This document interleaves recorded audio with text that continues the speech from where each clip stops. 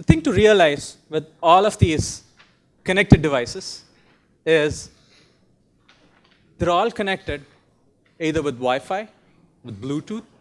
You also have NFC, GNSS, a bunch of connectivity technologies that make your life easy.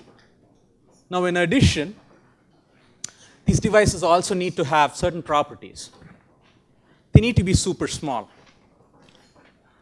They need to be operating at extremely low power because I want them to work for a year on a coin cell battery. I want them to be low cost as well because having a reasonably low cost solution will trigger innovation, will help you go take those devices and come up with smart applications. If you had all these properties, if the connectivity solution was able to give you a low cost, low power solution, then it can be an extremely compelling solution for the Internet of Things. That's exactly what we do at Broadcom. At Broadcom, we have what we call Wicked, which is our hardware and software toolkit for the Internet of Things. It's very flexible, and it's turnkey. You can actually take it home and design your own application today. Probably one of you in this audience can give me my smart gas stove when you pick up this toolkit from Broadcom. Broadcom's been innovating the space of wearables. They've been innovating for home automation. You can see a bunch of devices here. There's thermostats, there's smart light bulbs, there is smoke alarms, a lot of things that are happening in the ecosystem. And Broadcom's also been innovating in the space of healthcare. Let's take a quick look at all the other, or a subset of use cases that the Internet of Things can actually enable. What can be done in your home with Wicked, with a smart home type use case.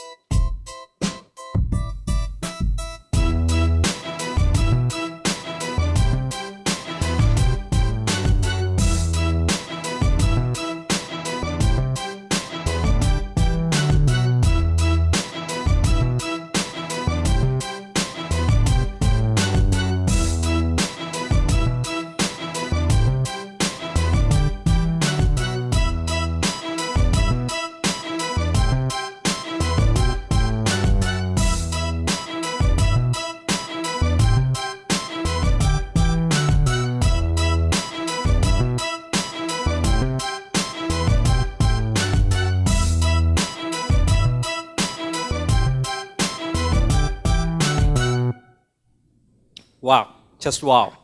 Now, I don't know which one I should be happy about. Is it the products or is it the music? I was almost dancing to the music there. But in reality, I mean, you can see a lot of things that are super exciting. Lights, thermostats, smoke detectors. The garage door, that's useful for me because about 30% of the time when I take off from work, I come back in 2 minutes just to see if my garage is closed. Right? So things like that would be super, super useful for me. Now, you've seen a lot of these devices here on the client side, and they could do a lot of exciting things for you. But ask yourself this question. Which of these devices is the most important device in your home? Is it your TV? Some may say yes, because you get to watch a lot of content. The answer is no. Is it your PC? Yeah, you use your computer a lot. I mean, it's important for work. It's important to do things at home. The answer is no. PC is still not the most important device in your home. How about a phone? Oh yeah, phone, absolutely essential. You're using it to communicate with people. You're doing a lot of things with it. Maybe phone. The answer is still no. The most important device in your home today is your router. It's your wireless router. You'd be surprised with it, but the answer is yes. I mean, if you don't have your wireless router, if you don't have Wi-Fi connected to your home, your PC is just a piece of brick that you can't do anything with. I can't log into my Wi-Fi to get my office emails. I can't do anything with my PC without internet, without Wi-Fi. So a wireless router is absolutely the most important device in my home. I want it to be the best in class. I want it to be able to service all my connected devices at home. Today's routers need to do a lot of things for you. They need to service data and voice. Now, it's important to call these out separately because they have very different properties. When you're talking data, you don't really need fast speeds.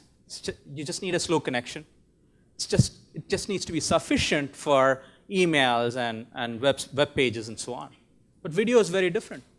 It needs higher speeds, and it can't tolerate latencies. So it's a completely different beast. And your router needs to be able to service both your data and your video needs. It also needs to service all devices. It needs to service your slow devices. It needs to service your fast devices. It needs to service that nod ring that you saw. It needs to service your garage door opener. It also needs to service your PCs and TVs. Not just that. It needs to service all these devices throughout your home. I need my Wi-Fi devices working in my kitchen. I need my Wi-Fi devices working in my living room. I need my Wi-Fi devices working in my garden and in my driveway. And most importantly, I need my mom to be able to use it easily. It needs to happen behind the scenes. My mom is just interested in talking to me over Skype. She is not interested in connecting PC1 to the router and then phone to the router and the tablet to the router. She just wants everything to work. And your router needs to be intelligent enough to be able to connect these devices together behind the scenes. So how does a router really do it? The way I see it, a router needs 3 attributes, 3 characteristics that are important for a Wi-Fi router. 1, speed. I need my routers to be absolutely best in class in terms of the speeds it can support. Speeds are not just a function of how fast a router can be. Speed is also a function of how many devices you can actually service. How many devices can connect to the router? Speed is important to service all your devices and all your data and all your video needs. Range is another important parameter for routers. I need to be able to connect my devices anywhere in my home. And in order to do that, my routers need to be able to support good range. And lastly, and this is something that I'm a big fan of, a router needs to support ease of use. I want to service all my devices without any effort. So keep these three characteristics in mind whenever you're looking out for a router: speed, range, ease. Very important. Let's also quickly look at how a router accomplishes speed, range, and ease. Wi-Fi started off with humble beginnings. 1997 was able to support only about 2 megabits per second.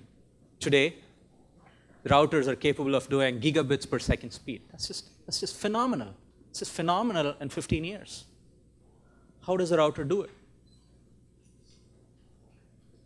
Firstly, as Wi-Fi has progressed from one generation to another, we've added different bands to Wi-Fi. It started off with the 2.4 gigahertz band. We've moved on to 5.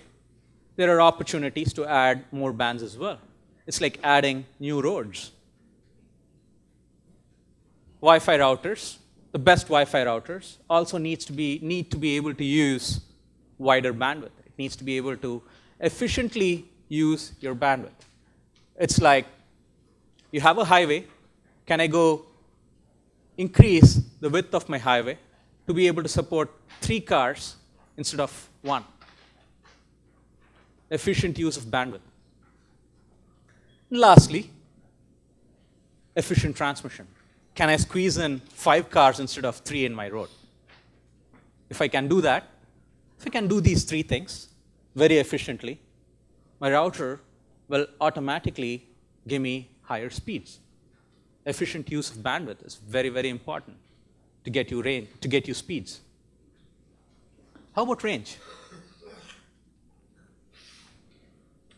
Range is obtained by quality communications, having a good transmitter and a good receiver. Now, I'm not a native Chinese speaker, so when I say ni hao, I'm probably pronouncing it wrong, but you guys are excellent receivers, so you understand that I'm trying to convey something in your language. So the idea is that between the transmitter and the receiver, there's quality communication, that the 2 devices are able to understand each other very efficiently. That gives you range.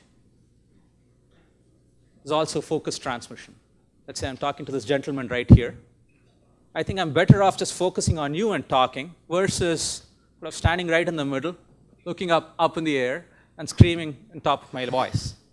Right? So focused communication is always good. The same thing is true for wireless as well. If the router can identify where my phone is and can focus the communication to my phone, it can get better range. Lastly, being able to design routers that are able to design higher transmit power. If I can scream louder, I can obviously reach farther distances. Again, the same thing holds good for your router as well. So range comes from quality communications. How about ease of use? Ease of use starts with intuitive connection. Again, let's just connect. Let's just talk over Skype. Let's not worry about how to connect those devices. A router needs to provide you with intuitive connections that my mom can use. Simple, but secure. A router also needs to be able to manage different devices. It needs to know that somebody using data does not need as much bandwidth as somebody using video. A router being able to recognize that is very, very important. Another attribute is to be able to manage applications with different needs. A video link has to be absolutely the top priority for a router because, like I said, nobody can tolerate latencies. You don't want to watch a video and then find that the buffer is just going on, and you're not able to get a good video watching experience. So video gets higher priority, data gets lower priority. A router needs to be able to intelligently manage this, everything behind the scenes. So, speed, range, ease. If a router can give you all these 3 things, it can be a phenomenal router for your home. It can help you future-proof your home, help you prepare yourself for the 2020 connected home, the wireless connected home.